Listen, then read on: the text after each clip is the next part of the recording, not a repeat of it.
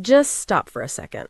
Before you take that next bite, before you finish that cup of tea, I need you to stay right here with me. Think back to this morning, or maybe yesterday. How did your body actually feel a few hours after you finished your breakfast? Because if you have diabetes and you felt that fog creeping in around 10, that quiet hunger with no business showing up that early, that desperate reach for something sweet just to survive until lunch, I need you to understand something. That is not your diabetes talking. That is your breakfast. And the most painful part? The meal causing that crash is almost certainly the one you chose specifically because you thought it was protecting you. My name is Dr. Deborah William, and I have sat with thousands of patients who are doing everything right and still losing ground.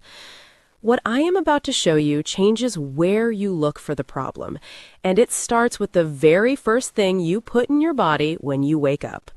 But before I go any further, I want to hear from you.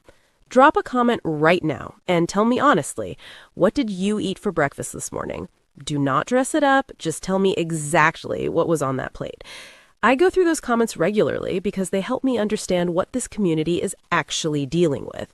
And I promise you, you will scroll through and find someone else eating the exact same thing, feeling the exact same way, and wondering the exact same thing you are wondering right now.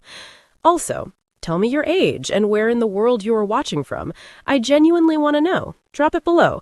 This channel is reaching further than I ever expected, and every single comment helps someone else with diabetes find this information when they need it most. Here's the thing that breaks my heart a little when I sit with patients. These are not people who are being careless. These are people who have cut out the obvious things. No more fizzy drinks, no more takeaways 3 times a week. They're reading labels, they're choosing the brown bread over the white. They're doing what the morning television programs and the health magazines told them to do, and yet their numbers stay stubborn. Their energy is all over the place, and they sit across from me exhausted and genuinely confused, wondering what they are missing. What they are missing is almost never dinner. It is almost never the evening snack. It is the very first decision they make when they open their eyes in the morning. That first meal is not just food, it's a hormonal instruction sent to every system in your body. And for most people with diabetes, that instruction is creating a chain reaction of instability that haunts them for the rest of the day, without them ever connecting the two things. I want you to picture a specific scene, because I want you to recognize yourself in it. You wake up. You have decided to be responsible today. You cook 2 eggs. Brilliant. That is genuinely the right instinct. But then you put 2 slices of toast on the side.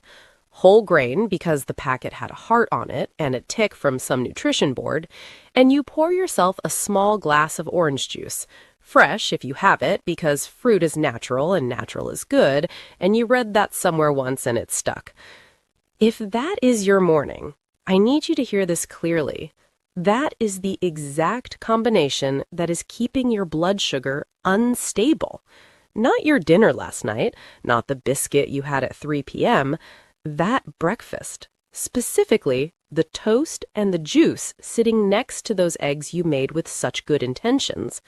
That small glass of juice hits your bloodstream almost as fast as a can of soda.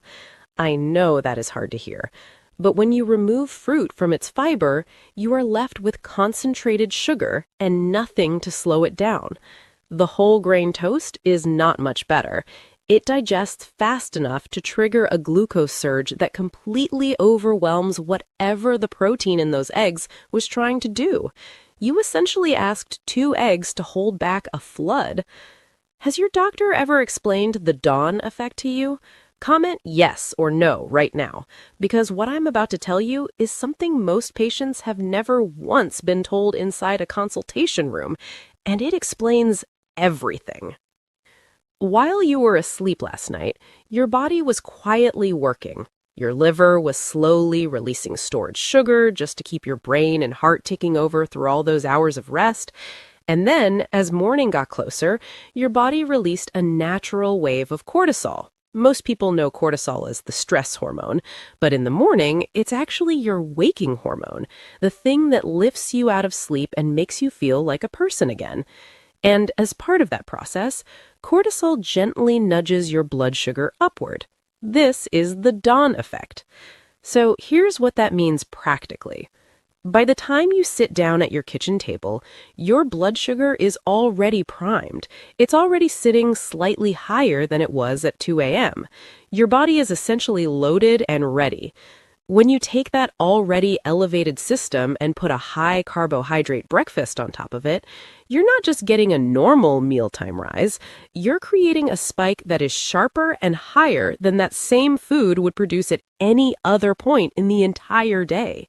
The morning is genuinely the worst time to eat fast digesting carbohydrates, not because of some complicated theory, because of what your body has literally just spent the night doing. This is why so many people with diabetes have surprisingly good numbers in the evening, but struggle in the morning. It is not random. It is not bad luck. It is biology responding exactly the way biology was always going to respond. Let me show you this in a way that will stick with you. Imagine your bloodstream is a major highway. On a good day, traffic is moving. Cars enter steadily, everything flows, and the whole system handles it comfortably. Now, imagine someone opens a gate and releases 600 cars all at once, with no spacing, no signals, nothing. The whole road locks up. Your body has to scramble to manage the chaos, and that scramble is what you feel as the fog, the crash, the desperate hunger at 10 a.m. Now imagine traffic lights at every entrance. Same number of cars moving through the day, but they arrive in a controlled, manageable flow. No flood, no lockup, no scramble. That is what protein does.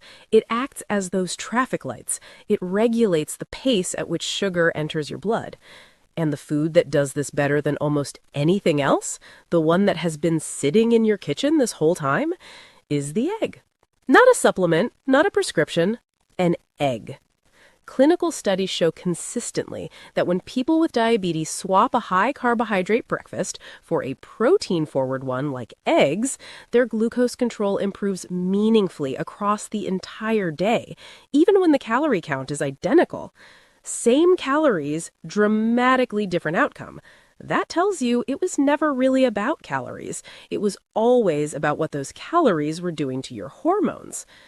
I had a patient, I will call her Carol, 58 years old, retired, type 2 diabetic for 6 years. She came to me frustrated. She was eating porridge with fruit every morning because every credible sounding source she had found told her oats were one of the best things a diabetic could eat. Her post-meal numbers were high. Her energy crashed by mid-morning every day. She was hungry again within 2 hours of finishing breakfast. We changed nothing about her eating except that first meal.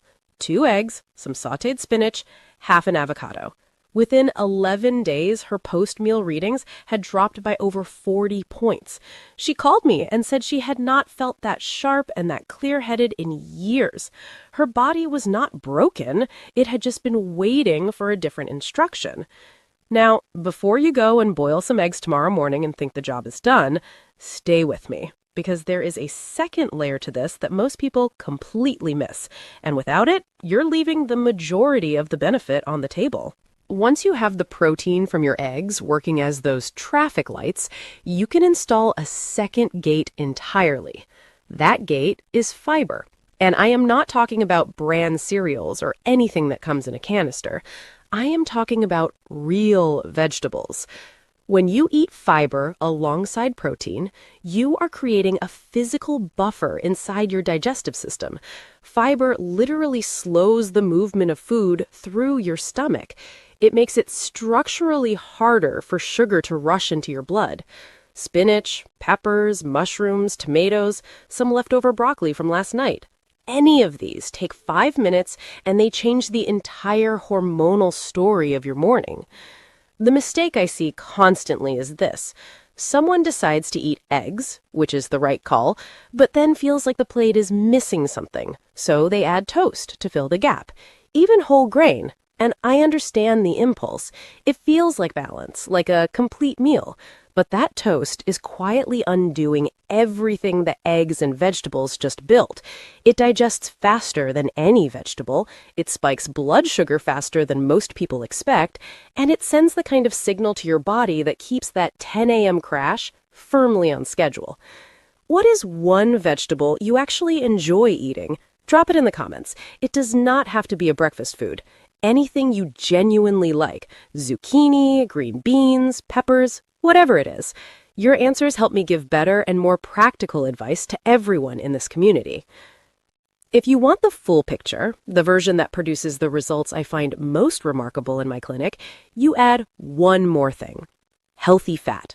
Half an avocado, a drizzle of good olive oil over your eggs, a few walnuts on the side. Healthy fat slows what is called gastric emptying, which is just a clinical way of saying it keeps food in your stomach longer before it moves on. When you combine eggs, vegetables, and a healthy fat in one meal, you are stacking 3 separate layers of blood sugar protection. Protein manages the rate of sugar entry, fiber creates the buffer, fat extends the window and keeps you genuinely full for hours. Together, they do not just reduce the spike, they come close to eliminating it. I want you to write this down or screenshot it right now. Eggs don't spike your blood sugar. What you eat with them does. Send that to someone you love who is managing diabetes. It might be the most useful thing they read today. While we're here, let me clear up a few things that are almost certainly still working against you. Fruit juice, even fresh, even natural, is not a health drink for a diabetic. The moment you separate fruit from its fiber, you're left with concentrated sugar and nothing to slow it down. If you want fruit in the morning, eat the whole thing. The fiber is not a bonus, it is the entire protective mechanism. Granola is one of the most misleading products on the supermarket shelf. Most versions are packed with honey, syrup, and dried fruit, and they spike blood sugar sharply, regardless of what the front of the packet claims about being natural or high in protein. Skipping breakfast entirely sounds like discipline, but often backfires. If you are skipping because the morning is rushed and then you are starving and desperate by 10:30, your body goes into emergency mode. And in emergency mode, it wants carbohydrates fast and it wants a lot of them. The spike that follows reactive hunger is often worse than the one you were trying to avoid. Have you ever skipped breakfast and then found yourself eating everything in sight an hour later? Comment yes or no. It is one of the most common cycles I see, and the first step to breaking it is just recognizing it for what it is. 4 things that cost nothing and make everything we have just talked about work even better. Slow down. Research shows that eating the exact same meal more slowly can reduce the blood sugar peak by up to 30%. The same food, just eaten without rushing. Put the phone down for 10 minutes, chew properly, and let your body actually register what it is receiving. Walk for 10 minutes after breakfast. Your muscles are extraordinarily good at pulling glucose out of your blood and using it for energy. A short walk after eating is one of the most effective blood sugar tools that exists. No gym, no equipment, just movement. Have your coffee after your eggs, not before. Caffeine on an empty stomach can amplify the cortisol response and worsen the morning blood sugar rise before you have even taken a bite of food. Protect your sleep. When you are chronically tired, cortisol stays elevated. Your body becomes less sensitive to insulin, and you become significantly more reactive to carbohydrates the next day. Your blood sugar is connected to your rest. They cannot be separated. I want to give you something concrete to walk away with. For 7 days, change only your breakfast, nothing else. 2 eggs any way you enjoy them, a handful of spinach or some sliced peppers or sautéed mushrooms, half an avocado or a little olive oil to complete the picture. That is the whole meal. By day 3 or 4, start paying attention to how your body actually feels. Notice how long you stay genuinely full. Notice whether that mid-morning fog starts to lift. Notice whether the craving for something sweet before lunch begins to lose its pull. Those shifts are not coincidences. They are your metabolism responding to a different instruction. They are the signs that something real is changing. Your body is not broken. It never was. It has just been responding faithfully and predictably to the signals it was given. Change the signal and the body will follow. That is not optimism. That is how human biology has always worked. Your breakfast is not just a meal. It is the instruction that programs your body for the entire rest of the day. One last thing before you go, tell me your age in the comments and tell me where you are watching from. It genuinely matters to me. I want to know who is in this community. Every comment you leave makes it easier for someone else managing diabetes to find this video when they are sitting there frustrated at 10 a.m., wondering why their numbers will not move. Take care of yourself. I will see you in the next one. And if this reached you, help Dr. Deborah reach 1,000 subscribers, because this is exactly what 1,000 people need to hear.